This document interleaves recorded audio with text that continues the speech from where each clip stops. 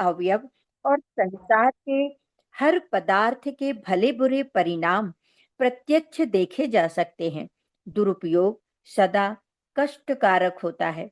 जिह्वा इंद्रियों का चटोरपन अपनाने और कामेंद्रियों का विषय लिप्सा में उपभोग करने से स्वास्थ्य की जड़ें खोखली हो जाती हैं। फलस्वरूप रुग्णता एवं दुर्बलता का कष्ट भोगते हुए अकाल ही काल कवलित होना पड़ता है। धन का दुरुपयोग करने से कंगाली पल्ले बंधती और दुष्प्रवृत्तियों का कष्टप्रद प्रतिफल अतिरिक्त रूप से भुगतना होता है। दुरुपयोग सर्वत्र हानिकारक एवं निंदनीय माना जाता है, परंतु बुद्धि का दुरुपयोग तो और भी अधिक भयावह है। दुरुपयोग करता मनुष्य अपने लिए तथा समस्त समाज के लिए एक अभिशाप सिद्ध होता है। आर्षकालीन ऋषिगण बुद्धि की अद्भुत सामर्थ्य से अवगत थे तथा उसे मनुष्य के विकास अथवा पतन का कारण मानते थे। बुद्धि संयत बनी रहे, सदुद्देश्यों में निरत रहे, उच्छृंखल न होने पाए, ऐसे आत्मनियंत्रण हेतु बालक अनेकों बार सुसंस्कारित बनाने की परिपाटी भी इसी कारण थी। परिवार एवं समाज का वातावरण भी ऐसा बनाए रखने का प्रयत्न किया जाता था ताकि दुष्प्रवृत्तियों को पनपने का अवसर न मिले। सद्बुद्धि के प्रकाश में व्यक्ति बौद्धिक एवं चारित्रिक स्तर पर देवोपम बना रहता था। फलतः सर्वत्र सुख शांति की निर्झरणी प्रवाहित होती थी, जिसमें अवगाहन करके भारतवासी स्वयं तो पवित्र रहते ही थे, अपनी नैतिक एवं आध्यात्मिक विशेषताओं का लाभ समस्त विश्व को देते थे। अपनी सांस्कृतिक विशेषताओं के प्रकाश से भारत ने समय समय पर विश्व वसुधा को आलोकित प्रकाशित किया है। पिछली शताब्दी से बुद्धिवाद ने एक नई करवट ली। तर्क और प्रत्यक्षवाद ने श्रद्धा का भाव एवं सहृदयता भरा क्षेत्र छीन लिया। तर्क और प्रमाण के समर्थकों ने मानवीय आस्थाओं एवं संवेदनाओं पर गहरा कुठाराघात किया। बुद्धिवाद ने उच्च स्तरीय आदर्शों एवं सिद्धांतों को उपयोगी ठहराया, फिर परमार्थ की बात का, सेवा और सदाशयता का, करुणा और दया की सद्भाव भरी प्रवृत्तियों का समर्थन कैसे हो। स्वच्छंदता की दिशा में अपने एक एक चरण बढ़ते हुए बुद्धिवाद आज हमें वहां ले जा पहुंचा है जहां उत्कृष्टता के प्रति आस्था भी अनुपयोगी और अनावश्यक बनकर रह गई है। निरंकुश बुद्धिवाद घुमा फिराकर संकीर्ण स्वार्थपरता का ही समर्थन करता है। खाओ पियो मौज उड़ाओ की पशु प्रवृत्तियों को ही सार्थक बताया जाता है।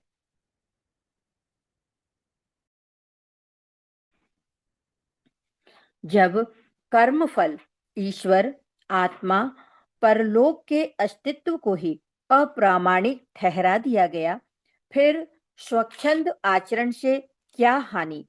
कानूनी पकड़ से बचते हुए अनाचार करने की छूट ने मनुष्य को अनास्थावान, दुराचारी बनाकर रख दिया है। आज का औसत बुद्धिमान मनुष्य इसी पिछड़े स्तर का है। इस गुजरे स्तर की मान्यताओं को अपनाने वाला मनुष्य कोई ऊंची बात नहीं सोच सकता, ऊंचे काम भी नहीं कर सकता। मान्यताएं बदलने पर क्रियाकलाप बदलना स्वाभाविक है। जैसा सोचा जाएगा वैसा ही किया भी जाएगा। आधुनिक बुद्धिवाद की तथाकथित प्रगति ने न केवल अनास्था का दृष्टिकोण दिया, वरन अनैतिक आचरण की खुली छूट दे दी। परिणाम सामने है। पतोन्मुखी प्रकृति का नर पशु आदर्शों के समस्त बंधनों को तोड़ता हुआ उच्छृंखल गतिविधियों को अपनाता हुआ वैयक्तिक एवं सामूहिक जीवन में घोर अशांति उत्पन्न करने की दुखद भूमिका एवं भविष्य बनाने में संलग्न है।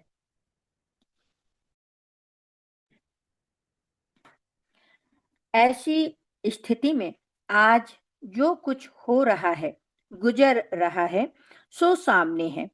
पशु पक्षियों के अंडे बच्चे रक्त मांस चट कर जाने का जो व्यापक समर्थन किया गया, उससे क्रूरता का खुला खेल खेलने का अवसर मिला। दूसरों की असह्य पीड़ा को अपने जीभ के स्वाद की तृप्ति अथवा बल वृद्धि की मृग तृष्णा के समक्ष नगण्य समझा गया। बिलखते और चीत्कार करते निरीह प्राणी का आर्तनाद जब अपनी मेज पर रखी जायकेदार प्लेट से टकराकर वापस लौटा, तो साथ ही मनुष्य के अंतरंग में रहने वाली करुणा को समेटता घसीटता ले गया।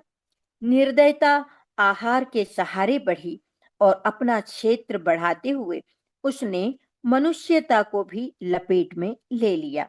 पशु पक्षी जब सताए मारे जा सकते हैं, तो इस दुष्प्रवृत्ति की लपेट से मनुष्य ही क्यों कर बचे।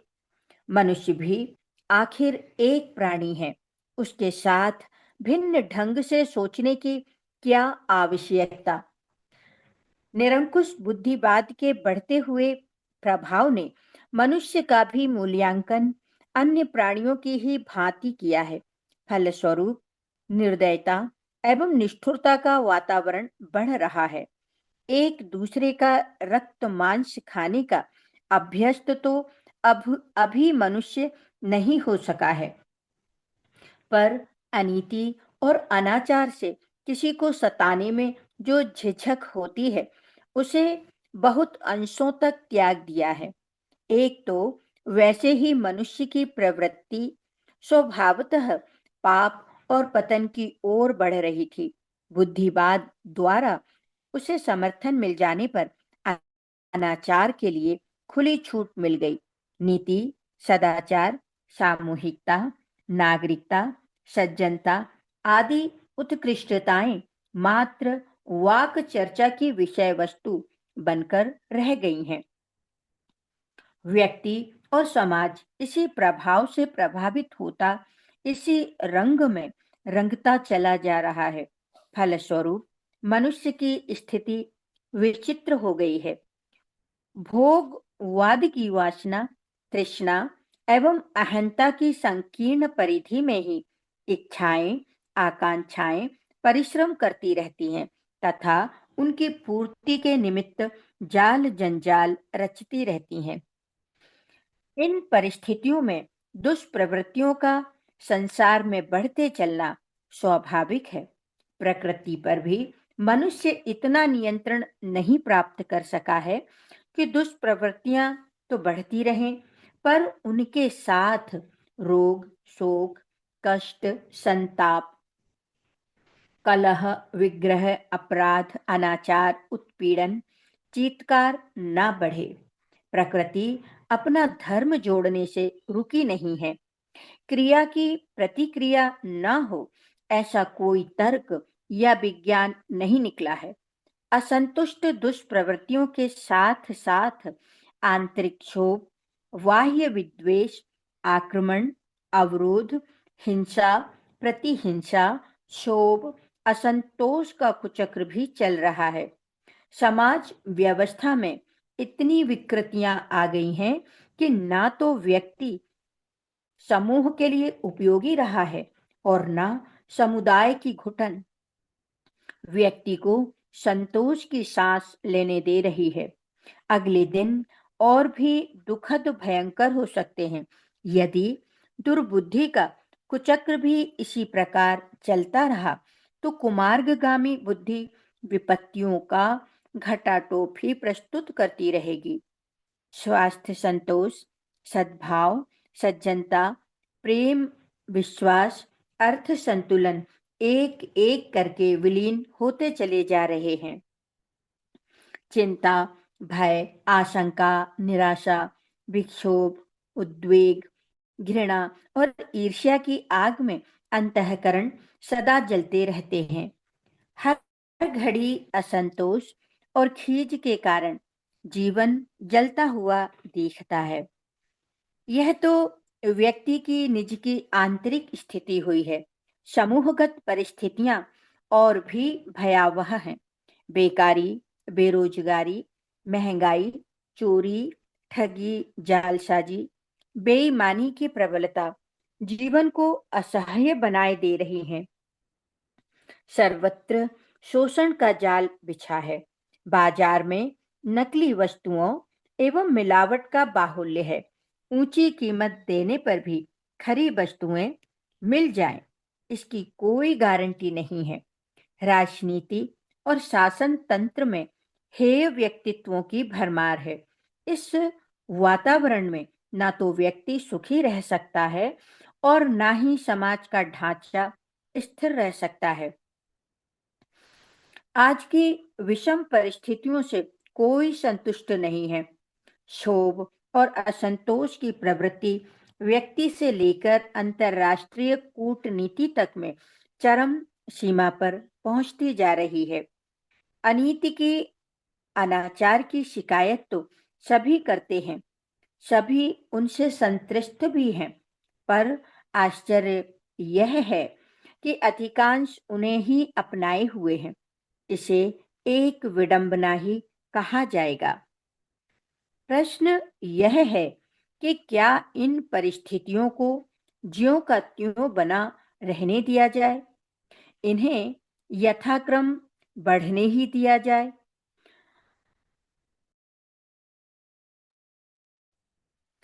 प्रबुद्ध वर्ग ने यदि आंखें मीच ली तो न चाहते हुए भी उपर्युक्त परिस्थितियां और भी अधिक उग्र एवं विस्फोटक होती चली जाएंगी।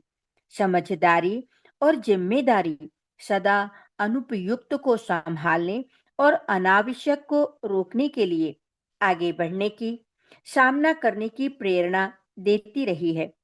आज भी यही बात है कि जो अपनी अंतःकरण में दूरदर्शिता, सहृदयता, विवेकशीलता एवं समर्थता अनुभव करते हों, उन्हें अंतः प्रेरणा भी कचोटेगी और मानवता की पुकार भी विवश करेगी कि वासना तृष्णा के लिए मरते खपते रहने तक सीमित न रहकर कुछ अधिक करने के लिए आगे बढ़ा जाए और विश्व की बिगड़ती हुई परिस्थितियों को संभालने के लिए कुछ आत्मबल, साहस एवं त्याग का परिचय भी दिया जाए।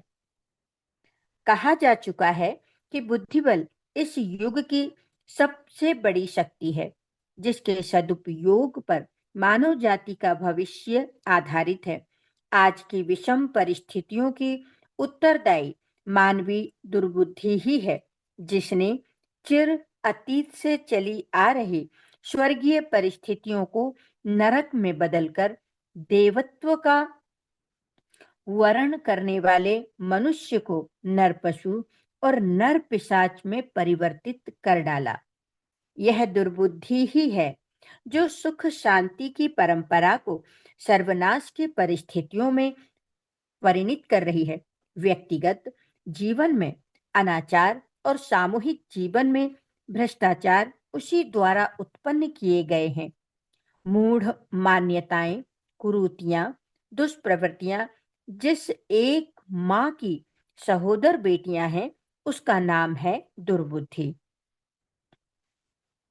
इसे यथाक्रम में चलने दिया गया तो कठिनाइयां और भी अधिक बढ़ेंगी और कुछ ही दिन में यह संसार दुख दारिद्र्य के दावानल में जलने लगेगा। आपत्तिकालीन परिस्थितियों में हर समझदार व्यक्ति को आपत्ति धर्म का पालन करना पड़ता है। पड़ोस में आग लगी हो, कोई दुर्घटना घटी हो, तो अपना सामान्य दैनिक क्रम हर्ज करके भी आपत्ति ग्रस्तों की सहायता करनी पड़ती है, जिनकी अंतरात्मा कहती है कि आज विश्वव्यापी आपदा की घड़ी है इस विषम समय में हमें भी कुछ करना चाहिए। उन्हें लोभ मोह के संकीर्ण बंधनों से बाहर निकालना होगा। विवेकवान होते हुए भी अंतः की पुकार की जो उपेक्षा करते हैं, उन्हें आत्मघाती ही कहा जा सकता है। परिस्थितियों की प्रस्तुत विभीषिकाओं का रोना रोने से काम नहीं चलेगा। समस्याएं दुर्बुद्धि द्वारा उत्पन्न की गई हैं। समाधान सद्बुद्धि द्वारा ही निकलेगा। उच्छृंखलता की ओर बढ़ते दुर्बुद्धि के बेलगाम घोड़े पर सद्भावना एवं सदाशयता का अंकुश लगाना होगा। यह वे ही कर सकते हैं जिनके अंतःकरण की संवेदनाएं जीवित हैं। आवश्यकता भाव संवेदनाओं से अनुप्राणित ऐसे बुद्धिमानों विचारशीलों की पड़ेगी जो मनुष्य की महानता को आस्थावान, आदर्श एवं सिद्धांत निष्ठ जीवन को सर्वोपरि महत्व देते हैं तथा उसे व्यक्ति एवं समाज की स्थायी सुख शांति का आधार मानते हैं। इस युग की सर्वोपरि शक्ति बुद्धि यदि सृजन की दिशा में चल पड़े तो प्रस्तुत समस्त संकटों का निवारण पूर्ण रूपेण संभव है। निरंकुश बुद्धिवाद के अतिरिक्त एक और बुद्धि की विकृति इन दिनों जनमानस में संव्याप्त है कि एकाकी रहने, अपना ही अपना लाभ सोचने, अनीति बरतने में ही लाभ है। नीति का सहकार का मार्ग हर दृष्टि से घाटे का सौदा है। तथ्यों की गहराई में जाने पर यह मान्यता सही नहीं उतरती। सच्चाई यह है कि बेईमान व्यक्ति भी प्रत्यक्ष में ईमानदारी का समर्थक एवं प्रशंसक पाया जाता है। बेईमान व्यक्ति भी ईमानदार साथी चाहता है। प्रामाणिक व्यक्तियों की सरकारी गैर सरकारी सेवाओं में सर्वत्र मांग है।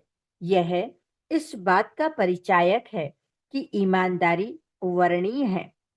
ईमानदार व्यक्ति केवल अपने आत्मीय परिजनों में ही सम्मान नहीं पाता, वरन शत्रु तक उसकी सच्चाई एवं ईमानदारी की प्रशंसा किए बिना नहीं रहते। समाज में प्रामाणिक व्यक्तियों की कमी होने से ईमानदारी का महत्व कम नहीं हो जाता। प्रकृति के भंडार में सोना, हीरे, मोती, रत्न कम ही परिमाण में मिलते हैं, सर्वत्र नहीं पाए जाते। उनका मूल्य प्रचुर मात्रा में हर जगह पाए जाने वाले पदार्थ, लकड़ी, कोयला, पत्थर आदि की तुलना में कहीं अधिक होता है। ईमानदार व्यक्ति को हजारों मनकों के बीच अलग चमकने वाले हीरे सदृश कहा गया है, जिसका मूल्य अन्य सभी मनकों की अपेक्षा अधिक आंका जाता है। वर्तमान समय में ईमानदारी के उदाहरण मिलने में कठिनाई तो है, वे कम ही देखने में आते हैं, फिर भी उनका सर्वथा अभाव नहीं है। समाचार पत्रों में समय समय पर ऐसे अनुकरणीय आदर्श प्रकाशित होते रहते हैं। हाँ, इतना अवश्य कहा जा सकता है कि उनकी संख्या चोरी, बेईमानी, लूट खसोट, हत्या, डकैती आदि अनैतिक घटनाओं की तुलना में अत्यल्प होती है। न्यूनता होने पर भी ईमानदारी की महत्ता एवं गरिमा कम नहीं होती। खोजे जाने पर ईमानदार एवं कर्तव्य निष्ठों के उदाहरण मिलते रहते हैं। 24 जून 1982 के दैनिक हिंदुस्तान में प्रकाशित ईमानदारी एवं कर्तव्य निष्ठा की घटना बड़ी ही प्रेरक है। 21 मई 1982 को 75 वर्षीय श्रीमती कमरुन्निसा अपने पौत्र पौत्री के साथ भोपाल जबलपुर बस से यात्रा कर रही थीं। उनका एक थैला बस में छूट गया, जिसमें लगभग 22,000 रुपए के आभूषण आदि थे। बस के चालक परिचालक ने अपनी कर्तव्य निष्ठा एवं ईमानदारी का परिचय देते हुए उस थैले को भोपाल डिपो की सुरक्षा शाखा में जमा करा दिया। पूछताछ के उपरांत वह थैला श्रीमती कमरुन्निसा को वापस कर दिया गया। 23 जून को भोपाल से 120 किलोमीटर दूर बरेली में विधायक जसवंत सिंह की अध्यक्षता में एक समारोह आयोजित किया गया, जिसमें उक्त बस के चालक श्रीराम यादव और परिचालक श्री रियाज मियां को उनकी ईमानदारी और कर्तव्य निष्ठा के लिए सार्वजनिक रूप से सम्मानित किया गया। समारोह के अध्यक्ष की ओर से उन्हें प्रशस्ति पत्र एवं दीवाल घड़ी भेंट की गई। मध्य प्रदेश राज्य परिवहन निगम द्वारा प्रत्येक को 101 रुपए का नगद पुरस्कार प्रदान करने की घोषणा की गई। कुछ लोगों ने उनकी निष्ठा को परखने के लिए चुटकी लेते हुए पूछा कि 100-200 रुपए के इनाम से आपको क्या फायदा हुआ? 22,000 का माल रख लेते तो कुछ काम भी आता। उन्होंने बड़ी सहजता से उत्तर दिया कि मुझे निर्वाह से जो आत्मसंतोष और आंतरिक आनंद मिला, उसे 22,000 क्या, 22 लाख रुपयों से भी कोई नहीं प्राप्त कर सकता। सच पूछिए तो हमें न कोई पुरस्कार पाने की लालसा रही और न समारोह में सम्मानित किए जाने की। हमने अपना कर्तव्य पूरा किया, इसी से मैं पूर्ण संतुष्ट हूँ।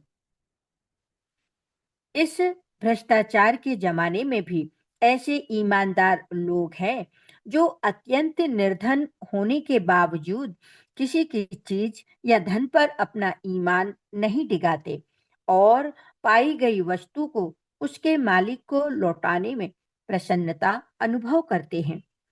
गत वर्ष 23 जुलाई को मोरिंडा पंजाब के पास की घटना है। श्रीमती शांति देवी नामक महिला ने भैंस खरीदने के लिए 500 रुपए बैंक से ऋण लिए थे। रास्ते में वे बैंक की पासबुक सहित स्थानीय बस अड्डे के समीप गिर गए।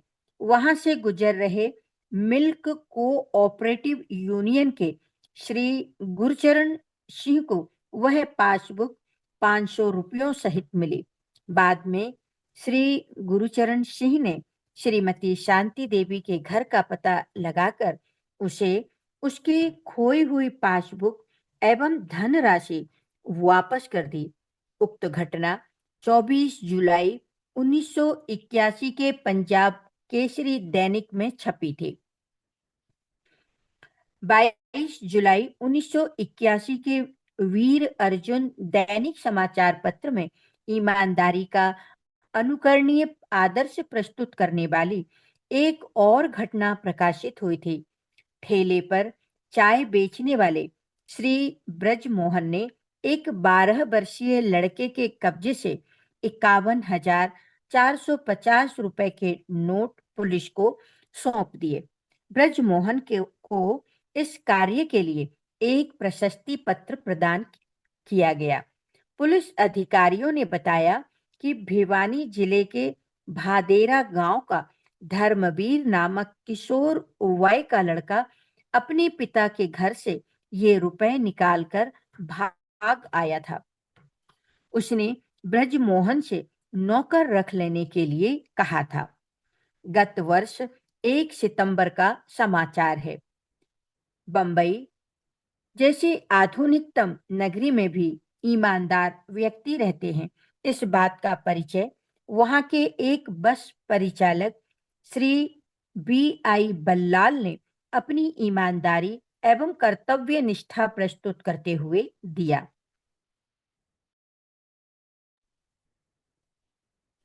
उक्त बस परिचालक को अपनी बस में 32,000 रुपए की कीमत के आभूषण तथा कुछ दस्तावेजों सहित एक संदूक मिला। इस संदूक के बारे में मालिक के अलावा केवल उसे ही मालूम था। उसने संदूक को प्रतिष्ठान के गुमशुदा संपत्ति कार्यालय में जमा करा दिया। अगले दिन संदूक का मालिक एक स्वर्णकार आया। पूछताछ के बाद उसे दे दिया गया।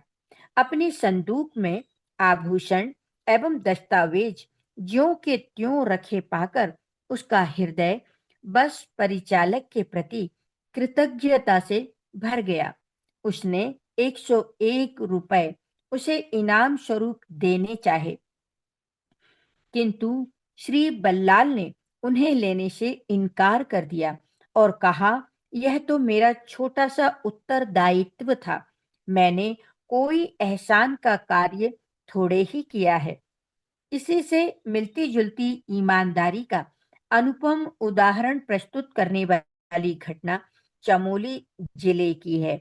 दिल्ली के एक उद्योगपति श्री हंसराज गढ़वाल मोटर्स लिमिटेड की बस में चमोली से कोपेश्वर आ रहे थे। उनका पर्स बस में छूट गया। 15,000 रुपए व अन्य जरूरी कागजात थे। अगले दिन जीएमओ कंपनी के श्री रघुवीर सिंह नेगी को वह पर्स मिला। काफी ढूंढ खोज करने पर पर्स के स्वामी का पता चला। श्री नेगी ने उसे श्री हंसराज को वापस कर दिया। श्री हंसराज ने उन्हें पुरस्कार स्वरूप 500 रुपए देने चाहे, परंतु श्री नेगी ने इसे अपना कर्तव्य कहकर मना कर दिया। वस्तुतः ईमानदारी व्यक्ति के भीतर से पैदा होने वाला आध्यात्मिक गुण है, जिसे ऊपर से थोपा नहीं जा सकता। यह तो उच्च स्तरीय दृष्टिकोण और श्रेष्ठ व्यक्तित्व का प्रमाण है। कुछ वर्ष पूर्व की बात है। दिल्ली सुभाष नगर के श्री विजयवीर और कृष्ण नगर निवासी श्री प्रेम सागर नामक दो व्यापारी मित्रों ने ईमानदारी का अनूठा उदाहरण प्रस्तुत किया। दोनों मित्र किसी कार्यवश साथ साथ बातचीत करते हुए जा रहे थे। रास्ते में उन्हें एक थैली पड़ी मिली, जिसमें 400 रुपए थे। उस राशि को उन्होंने अविलंब दरियागंज थाने में जमा करा दिया। कहा जाता है कि व्यापारी धन के लोभी होते हैं, लेकिन उक्त मित्रों ने लोगों की इस मान्यता को निरस्त कर दिखाया। थानाध्यक्ष के द्वारा पूछे जाने पर उन्होंने बताया कि अपनी व्यवसाय में वे लाभांश अवश्य लेते हैं, पर किसी दूसरे की चीज पर नियत खराब नहीं करते। बस कंडक्टरों के बारे में आमतौर से लोगों की राय यह पाई जाती है कि चंद पैसों के लिए हेर फेर करते हैं, पर 2-3 वर्ष पूर्व लखनऊ में रोडवेज के कंडक्टर श्री उमानाथ मिश्र ने जिस राष्ट्रीय चरित्र का परिचय दिया, वह अनुकरणीय एवं अभिनंदनीय है। उन्हें उनकी ईमानदारी के कृत्य के उपलक्ष्य में सार्वजनिक रूप से अभिनंदित भी किया गया। उनकी बस में छूटे 86,000 रुपए के थैले, जिसके मालिक को उन्होंने निष्प्रिय भाव से लौटा दिया। मालिक द्वारा पुरस्कार के प्रस्ताव को भी उन्होंने अस्वीकार कर दिया और कहा, मुझे तो पुरस्कार मिल गया। जो आत्मसंतोष एवं आत्मगौरव मुझे मिला, उसकी बराबरी दुनिया का कोई भी इनाम नहीं कर सकता। ऐसे व्यक्ति किसी भी क्षेत्र में आगे बढ़ने पर उतारू हो जाएं, तो अपनी मौलिक विशेषता के कारण शिखर पर जा पहुंचते हैं। उल्लेखनीय है कि प्रामाणिक एवं ईमानदार दुकान व्यवसायियों की खोज सभी व्यक्ति करते हैं। एक बार विश्वास जम जाने पर ग्राहक टूटते नहीं। बेईमान व्यक्ति प्रारंभ में भले ही कुछ अधिक कमा लें, लेकिन एक बार पोल खुलते ही ग्राहक टूटने लगते हैं। वस्तुतः बेईमानी भी ईमानदारी का लबादा ओढ़कर ही सफल होती है। यदि ऐसा न होता तो उसकी सफलता संदिग्ध ही रहेगी। सरकारी अथवा गैर सरकारी सेवाओं में कार्यरत व्यक्ति भी अपनी ईमानदारी, कार्यकुशलता एवं प्रामाणिकता के बलबूते निरंतर आगे बढ़ते जाते हैं। ईमानदारी का अवलंबन सभी के लिए सुगम है। बेईमानी के लिए बड़ी चतुरता अपनानी पड़ती है। थोड़ी सी बेईमानी को छिपाने के लिए अति चातुर्य की आवश्यकता होती है। बेईमानी की दुर्गंध अपने आप फैलती रहती है और समीपवर्ती वातावरण में स्वतः भरती रहती है। चतुराई बहुत दिनों तक चल नहीं पाती। धीरे धीरे यथार्थता प्रकट होती ही चली जाती है।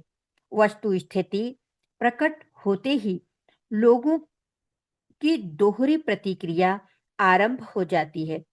जिस व्यक्ति का जुआरी, लुच्चा, उचक्का होना सर्वविदित है, उसका परिचय तो लोग सहन भी कर लेते हैं, किंतु जब भले आदमी के नाम से प्रख्यात मनुष्य की पोल पट्टी सामने आती है, तो उस भलमनसाहत या सफेद पोशी की आड़ में चल रही बेईमानी के संबंध में जानकर लोग दोहरी घृणा करने लगते हैं। उस व्यक्ति पर काठ की हांडी दोबारा नहीं चढ़ती कि उक्ति चरितार्थ होने लगती है। उसकी धूर्तता का परिचय पाकर लोग सदा के लिए सतर्क हो जाते हैं और फिर ईमानदारी बरतने पर भी सहज ही उसका विश्वास नहीं करते। इस प्रकार बेईमानी या धूर्तता का अवलंबन लेने वाला व्यक्ति अपने सच्चे सहयोगी समर्थकों से रहित हो जाता है। कुछ चापलूस लोग भले ही उसकी चापलूसी करते रहें, जिसके सच्चे सहयोगी कम होते जाएंगे, उसके क्रियाकलापों में उतनी ही कठिनता बढ़ती जाएगी और लाभ के स्थान पर हानि होने लगेगी। एक दिन ऐसा आता है जब बेईमान व्यक्ति को स्वयं अपने अनुभव के आधार पर यह सोचना पड़ता है कि बेईमानी परले सिरे की मूर्खता है।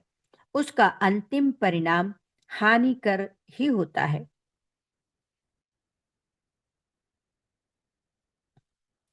क्षुद्र या बचकाने लोग ही यह सोचते हैं कि बेईमानी या धूर्तता भरी अनीति के मार्ग से जल्दी धन कमाया जा सकता है। वे यह भूल जाते हैं कि ईमानदारी एवं आदर्शवादिता अपनाने पर प्रारंभ में भले ही कुछ कठिनाई से होकर गुजरना पड़े, लेकिन जब व्यक्ति की प्रामाणिकता को समाज परख लेता है तो सर्वत्र उसका सम्मान बढ़ जाता है। फलतः उसके सच्चे समर्थक एवं सहयोगी बढ़ते जाते हैं और वह सफलता एवं समृद्धि की मंजिल तक पहुंच जाता है। बेईमानी का तो पर्दाफाश होने पर उसकी कोई पूछ नहीं रहती। लोगों की दृष्टि में बेईमान का मूल्य गिर जाता है। फिर वे उसके ईमानदारी अपनाने पर भी उसका विश्वास नहीं करते। जिन्हें ईमानदारी घाटे का सौदा जान पड़ता था, अंततः वे भी इसी निष्कर्ष पर पहुंचते हैं कि ईमानदारी की नीति ही अंततोगत्वा लाभदायक होती है। बेईमानी की प्रारंभिक चकाचौंध भले ही प्रारंभ में भटका भर दे, यदि सब इस तथ्य को जान लें तो न ही अपराध नजर आए न अशांति। बेईमानी की वृत्ति संकीर्ण स्वार्थपरता की ही परिणति है, जो व्यक्ति को एकाकी व अपराधी बनाती है। यदि सब समष्टि का हित सोचने लगे, नीति के मार्ग पर चलें, सहकार औदार्य की वृत्ति का विकास करें, तो समाज में निश्चित ही सुख शांति रह सकती है। सहकारिता ही प्रगति का आधार खड़ा करती है। यह सारा संसार सहकारिता के सिद्धांत पर काम कर रहा है। यदि कोई यह विचार करे कि वह इस जीवन यात्रा में एकाकी ही रहकर अपने लक्ष्य को पालेगा, तो यह असंभव ही माना जाना चाहिए। सृष्टा ने इसी कारण असंख्य ग्रह नक्षत्रों, तारामंडलों एवं गुच्छकों का एक परिवार बसाया है। आपसी सहकार के आधार पर ही उनकी विधि व्यवस्था टिकी हुई है। यदि इनमें से एक भी ग्रह बिना दूसरे की चिंता किए अपनी दिशा स्वयं निर्धारित करने लगे, तो अंत विनाशकारी ही होगा। विश्व का एक छोटा सा संस्करण परिवार व्यवस्था के रूप में देख पड़ता है।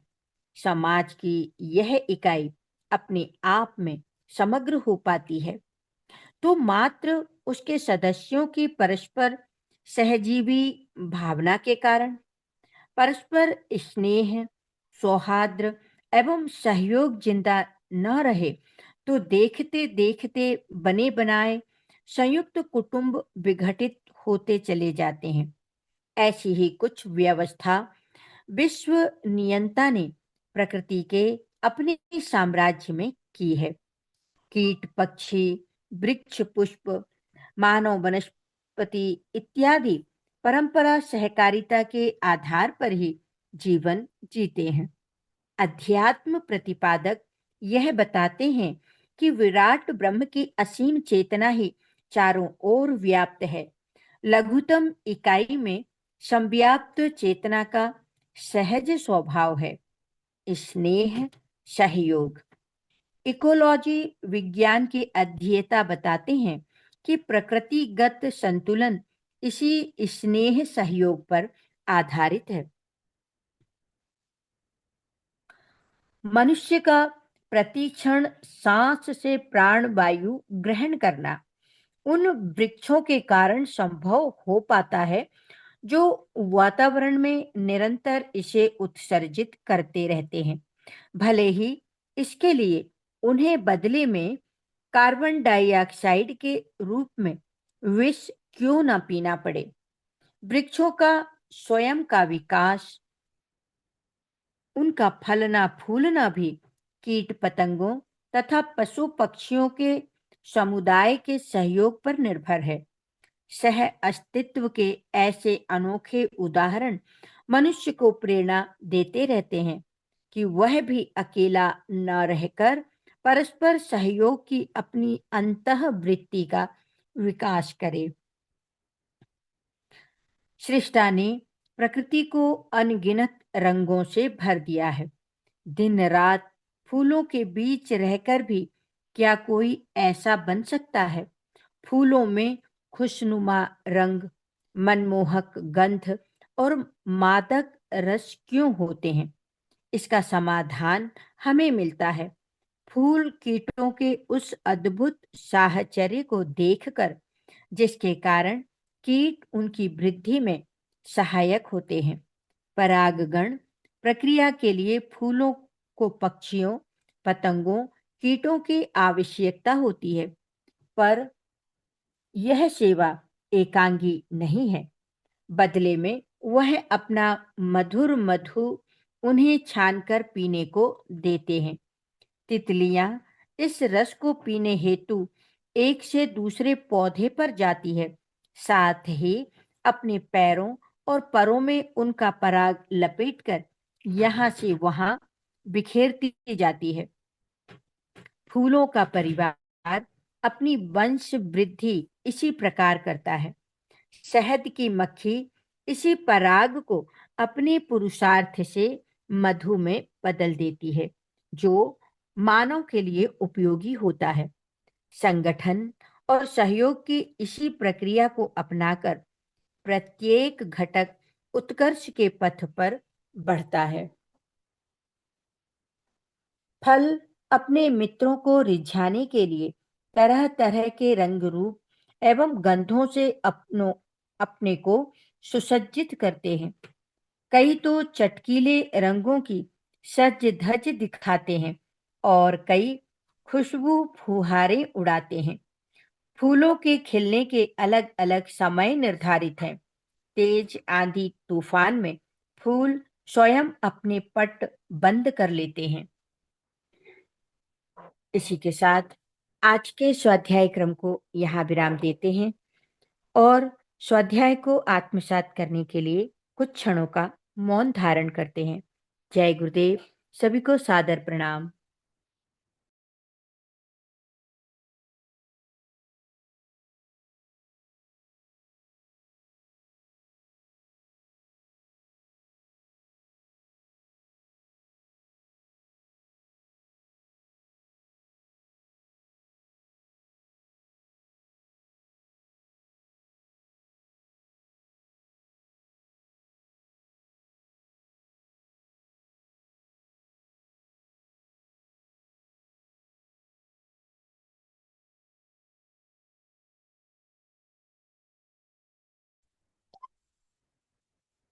प्रणाम सभी को। जय गुरुदेव। आइए आज की आहुतियों की ओर बढ़ते हैं हम लोग।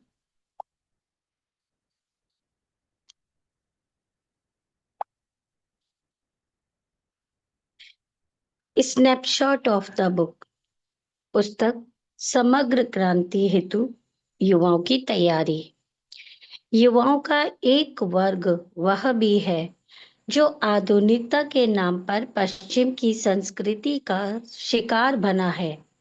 इस संस्कृति ने भारतीय समाज में पैसे के महत्व को बढ़ाकर आदमी का महत्व घटा दिया है। Quote of the day. पुस्तक समग्र क्रांति हेतु युवाओं की तैयारी। अपना मूल्य समझो और विश्वास करो कि तुम संसार के सबसे महत्वपूर्ण व्यक्ति हो। अखंड ज्योति, सितंबर 2022। वाणी वह है जो किसी के भी मुख से स्वर रूप में बाहर निकलती है और उसके मन के भाव को उसके मन व बुद्धि के अनुसार अभिव्यक्त करती है। दीदी भैया, ये सारी आहुतियां दोपहर 12 बजे और 3 बजे ज्ञानियक सोशल मीडिया के ग्रुप में मिल जाएंगी। इन्हीं के साथ इंग्लिश पुस्तक की आहुतियां भी वहीं पर प्राप्त हो जाएंगी। इन आहुतियों को हम सभी सोशल मीडिया के जो भी प्लेटफॉर्म का प्रयोग कर रहे हैं उनमें शेयर कर सकते हैं, पोस्ट कर सकते हैं और परम पूज्य गुरु जी और परम वंदनीय माता जी के विचारों को जन जन तक पहुंचाने में हम निमित्त बन सकते हैं। आइए शांति पाठ की ओर चलते हैं। सर्वत्र शांति हो, सभी के मनों में। इसी भाव से हम लोग शांति पाठ करेंगे। ओम द्यौः शान्तिरन्तरिक्षगुं शान्तिः। पृथिवी शान्तिरापः शान्तिरोषधयः शान्तिः। वनस्पतयः शान्तिर्विश्वे देवा शान्तिर्ब्रह्म शान्तिः। सर्वगुं शान्तिः शान्तिरेव शान्तिः। सा मा शान्तिरेधि। ओम शान्तिः शान्तिः शान्तिः। सर्वारिष्ट सुशान्तिर्भवतु। सभी को सादर प्रणाम। जय गुरु।